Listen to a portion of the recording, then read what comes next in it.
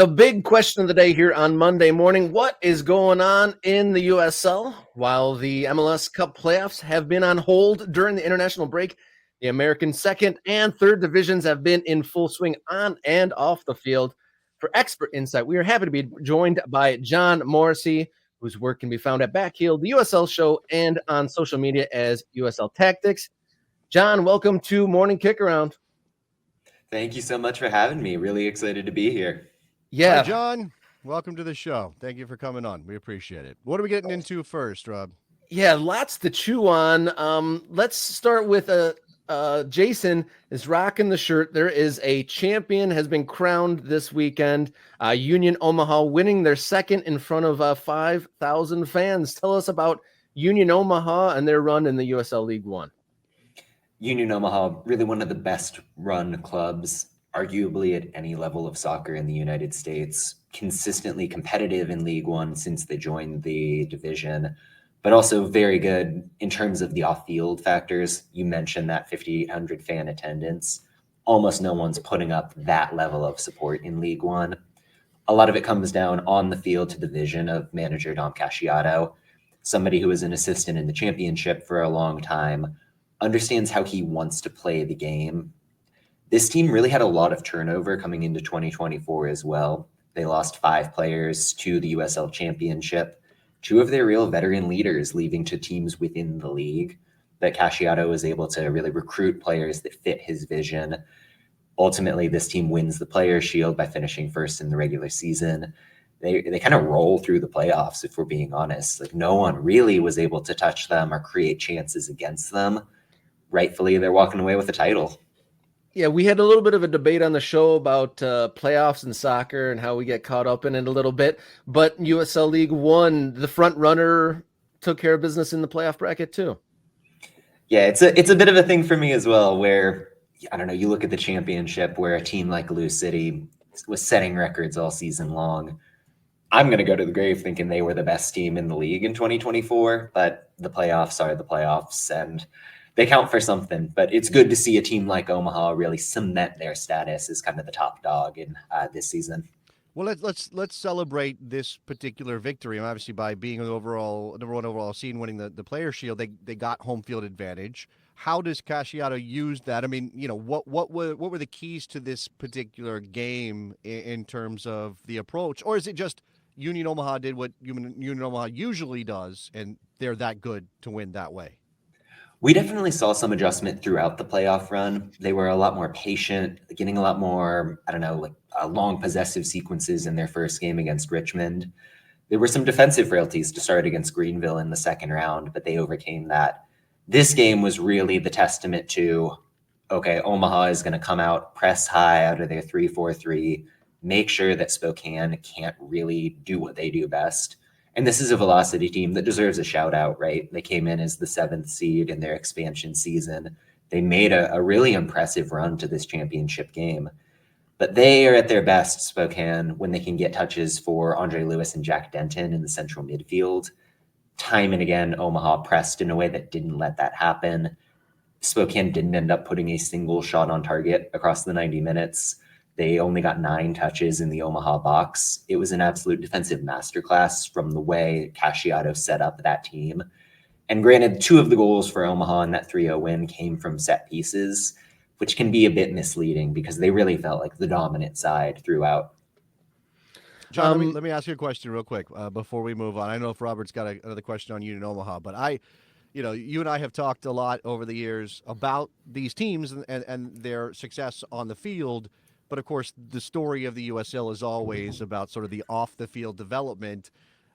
Werner Stadium, Werner Park, wherever they play in Omaha, getting a big crowd, but that's not a permanent solution for them. Do you have any information for people who may be curious about what Union Omaha's plan for a permanent stadium might be? Yeah, they are, projecting for hopefully 2026 to have a venue of their own that is soccer specific in a strong location within the city of Omaha. That'll be something that really puts them on a firmer financial footing as well. Kind of an issue for a lot of USL teams is that you're renting a venue, you're splitting the revenue that you do make, and it doesn't allow you to be viable. Omaha is going to rectify that. They're well on the way. When they build that stadium, they're planning to jump up to the USL Championship as well. It's really the model for how this league at a macro level wants their teams to operate on the field, build the infrastructure off of it, and then move up and be rewarded for that success.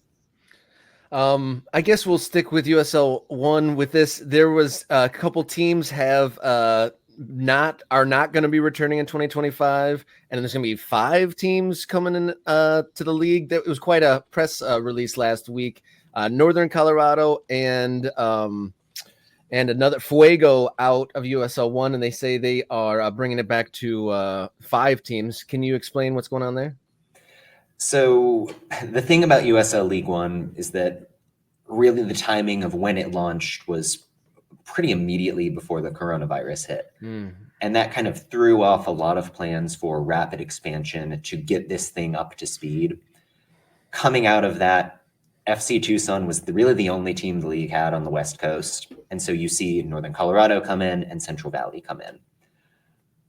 Given that the net worth requirement for a Division III league is $10 million, which for you and me is a lot of money, but for running a sports team really isn't that much.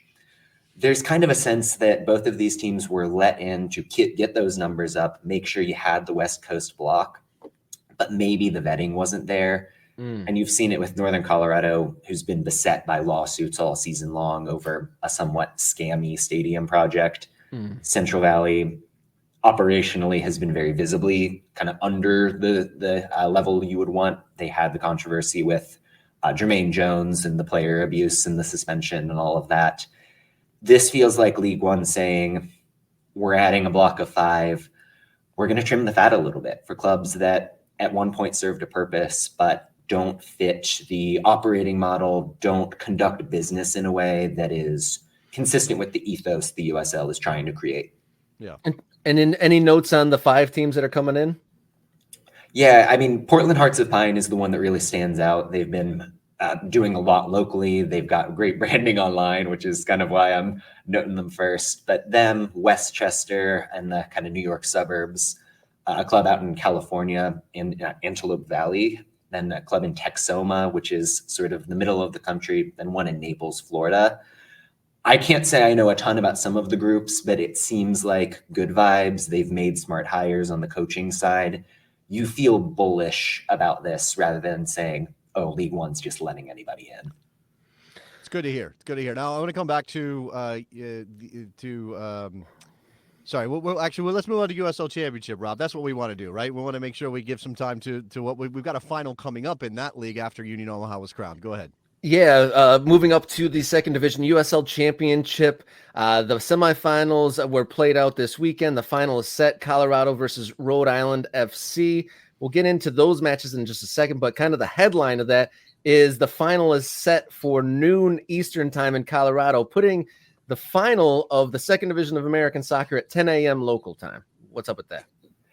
Yeah, so entering this season, the USL, who had traditionally really only had ESPN as their television partner, was able to work out a deal with CBS and their partner networks like Golazo and CBS Sports to get more games on the air, increase that presence. Part of that was getting matches on proper CBS, the thing you know of CBS Sunday Morning, 60 Minutes, the NFL. We had a handful in the regular season, and part of the agreement was we're also putting the USL Championships title game over the air on CBS. Given that it comes in the middle of college football season, the only time window that really worked out was 12 noon, regardless of where the game was going to end up being played. I think the league hoped it was going to be an East Coast game, but sometimes that's just out of your control. So yeah, 10 a.m. local in the mountains. We do have this. I put this together. I have the quote from James Chambers, head coach of Colorado Springs Switchback. This was in local news in Colorado Springs. I think it's a disgrace, an absolute disgrace. I think we're trying to grow this league, all the players, organizations, all the staff, and it's on national televised CBS, I believe. We're trying to put out a product there that looks good, feels good, seems good, and we throw it on at 10 a.m. in the morning, 10 o'clock in the morning. It is what it is. We'll adapt. We'll figure it out because these players don't know. No. He calls it a disgrace, John. And like, again, I understand that mentality, But again, actually NWSL went through this, right? They went through this with an issue in Portland in a kickoff time, and the players cried bloody murder over that. I don't know. What do you think the balance is here? Because the platform of CBS is such a big opportunity for this league that they wouldn't otherwise have. At the league level, you simply have to take what you can get from CBS. If you're going to put this match in front of hundreds of thousands of people, probably 10 to 20 times the audience that would come on CBS Sportsnet or ESPN Plus, you have to take it. And I understand where Coach Chambers is coming from. It's a really difficult position for really any team to be in, to play that game at 10 a.m. and for any club to try to promote and say, hey, come out to the championship game. Oh, actually, it's in the morning. It's a tough situation, but I think it's a decision, like you mentioned with the NWSL, that is going to be important for growth going forward. Hopefully we'll see it improve in 2025 and beyond. But look, yeah. Didn't MLS do something like this during the pandemic with MLS's back? Do I remember some morning games, something like that? Obviously, at the time, that was a very unique situation. But I think part of the thought here, or part of my thinking is, okay, we already have this vast fan base of Americans who are very in tune with European soccer and watching the Premier League at 7 and 8 and 9 a.m. and even earlier on the West Coast and out in Colorado. Why not just tell them, hey, just replace your Premier League with some USL Championship, John? That's the answer, right? Get the pints out, give everybody a little sauce in the morning. No, and every year, Loudoun United plays a game at 11 a.m. on a Wednesday that's kind of tied in with a local youth soccer camp. So there is a little bit of precedent, at least, within the USL. But yeah, I think it's an easy sell for trying to build the audience of, hey, instead of watching Liverpool, go check out the Colorado Springs Switchbacks. There you go. To get to the final, Colorado defeated Las Vegas Lights 1-0, and then expansion side Rhode Island FC defeated Charleston and a record-breaking goal scorer Nick Markinich. What were kind of like the takeaways from these semifinals for you? Yeah, it's the defensive dominance of Rhode Island on one side. This is a club that has a lot of firepower in terms of their attacking group. They acquired the reigning Golden Boot winner heading into the season. Their forward Noah Fuson led the USL in assists. But they held Charleston, arguably one of the best attacking teams in the history of the league. Like you mentioned, Nick Markinich, who's going to be moving over to Spain at the end of this season. They held them to one goal that came off a free kick and only 9 shot attempts for the entire game. Nobody goes into Charleston and does that. And it's really a function of the project Conno Smith has put together at that club, really imprinting his identity, imprinting that grit and physicality on this team. On the Colorado Springs side, they were really able to absorb pressure and control the game against Las Vegas. Las Vegas is a great story in and of themselves. They've kind of come from worst to first this season under new owner Jose Bautista. They're a team that really relies on keeping the ball possessing, and Colorado Springs just didn't let them do it. They found enough opportunities to get that one goal and saw things out defensively. So kind of two teams that make their mark on controlling territory, keeping solid in terms of their structure. Really interested to see how that plays out. As we zoom out here, as a expert, you watch a lot of USL. You cover a lot of stuff. Your social media feed at USL Tactics. Great insights there. How have you enjoyed covering USL in 2024 compared to years past? Yeah, I mean, the big change for me has been the introduction of the USL Super League on the women's side, something that I don't think has got enough love on a national scale. But that's a first division sanctioned women's soccer league that's giving opportunities to players who, frankly, aren't quite at the level to be starters in the NWSL. But that's 8 cities. That's about 150 roster spots that are now providing a real salary for people to go and pursue their dreams. And I've been all in on that. In terms of the league itself, I think the product has never been better on the field on the men's side.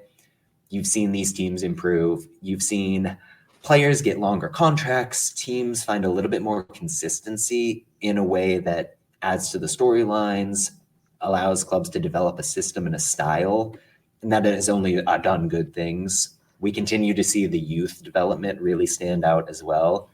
I referenced Lou City earlier. They've got multiple players who came up through their academy system, which is pretty unique, but it's increasing, right? It's a trend across the USL that some of the best players out there were homegrown. And I think it makes it special to watch if you're someone in those cities seeing one of your own come through. Let's throw up a question from our chat. KY is always here, so let me mention. Well, this is Nicholas Murray, but KY is also asking about Brooklyn FC. I think he's asking about the USL Championship version of Brooklyn FC, while of course Nicholas Murray is referencing the USL Super League women's team that Brooklyn FC has entered in that league. Do you know anything about the future of Brooklyn FC on the men's side, John? Well, I was lucky enough to make it out to their home opener for the women's league. Played up at Columbia on that one, but they're going to be based out of Coney Island, where the New York Cosmos used to play at the end of their NASL era. Some rumors floating around about the coaching search for them, but yeah, they're going to be out there in Brooklyn starting up for 2025. Them and Lexington SC are going to be the new two new clubs for next season in the championship. Okay, it's good. The good information. Growing in USL Championship, growing USL League One. Super League off and running. Everything looks great. Now, okay, why don't we go ahead and touch the third rail just for a second, Rob, before we let go of John Morrissey. I think you might know what's coming. Everywhere you go, when you talk to American soccer fans who are very invested, they'll look at our league system and say, where's our promotion and relegation? And, John, even if you don't imagine MLS signing on, and, of course, they have their own operation at a lower division level, there's always this thought the USL, and they've fainted in this direction a couple different times. We had a leadership change and things have kind of settled in. But I know that there is coverage of this. Is the USL seriously considering promotion and relegation within its men's ranks anytime soon? It's always a topic that comes up at the Board of Governors meetings that the league has annually. It's something that is on the minds of the people who run this league. What I would say is baby steps, and they're trialing things to gradually draw the leagues closer together. So you saw in USL League One this season, the introduction of the Jägermeister Cup, sort of like the in-season tournament for the NBA or something like the FA Cup in England. Right now, that's only for the third division. The sense is that as we move into 2025, there's going to be group stages, a knockout round that is involving League One and the championship. It's kind of this, I don't want to say it's a test balloon for Pro Rel, but it's bringing things together, showing that there is viability to that competition. Maybe it leads to Pro Rel, maybe it's not, but it is something that is at least loosely on the table in the future. Well, thank you so much, John. You can find John Morrissey online at USL Tactics, and his work is on Backheel and the USL Show. Thank you so much for sharing all this on the world of United Soccer Leagues. Thank you so much. Yeah, my pleasure. Thank you, guys. All right. Be sure to like and subscribe to the channel.